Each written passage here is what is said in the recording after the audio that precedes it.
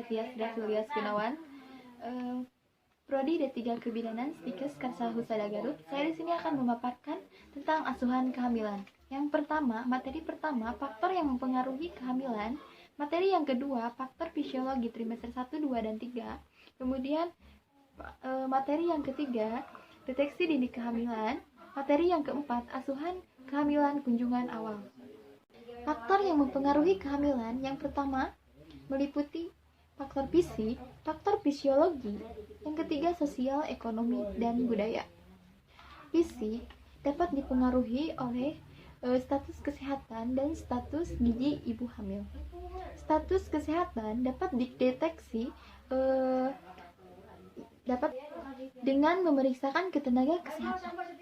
Kemudian, status kesehatan yaitu meliputi usia 20-35 tahun, masa reproduksi sehat.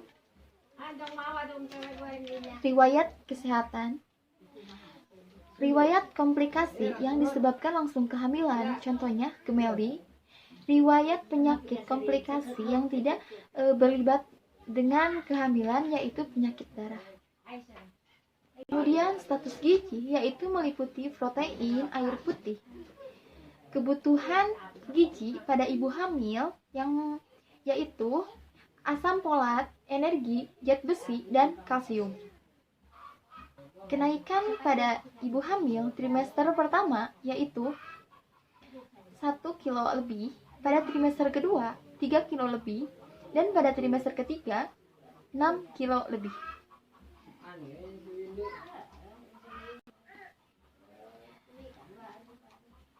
Penilaian status gizi pada ibu hamil.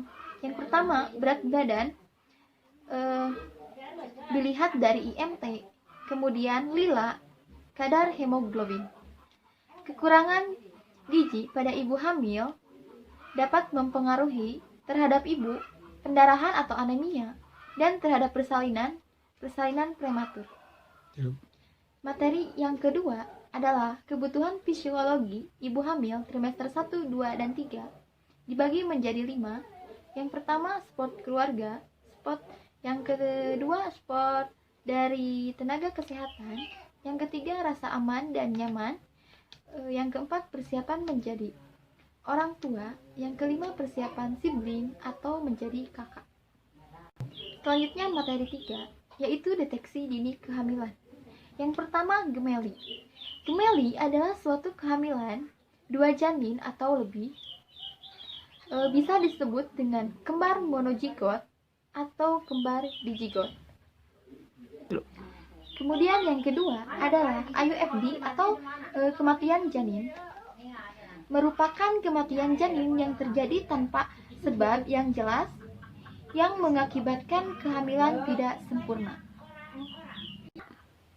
Yang ketiga, KPD atau ketuban pecah dini, di mana kondisi ketuban pecah dini sebelum persalinan. Yang keempat, polyhydramnion, suatu kejadian di mana ketuban melebihi atau lebih banyak daripada biasanya, lebih dari 2 liter. Kemudian yang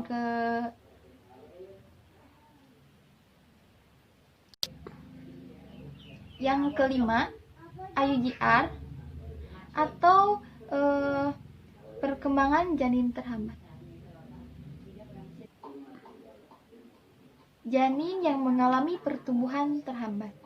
Yang keenam, makrosomia, bayi besar atau beratnya lebih dari 4 kg.